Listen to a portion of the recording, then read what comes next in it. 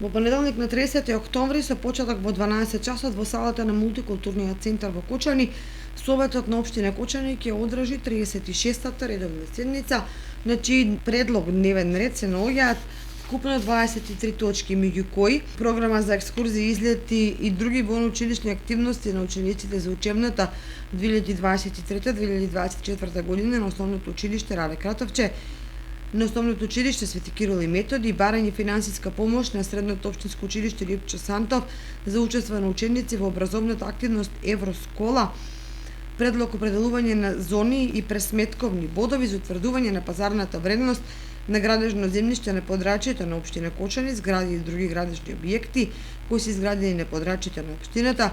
предлог одлука за давање согласност за донација на движни ствари во Средното општинско училиште Гоше Викентиев, предлог одлука за давање согласност за договор за донација од Пакомак Скопје, извештај за работењето на детската градинка Павлина Велјанова, програма за работа на детската градинка Павлина Велјанова, извештај за извршување на буџетот на општината за третиот квартал во 2023 година, годишен план за вработување во библиотеката Искра за 2024 година, предлог одлука за формирање локален совет за превенција на подрачјето на општина Кочани,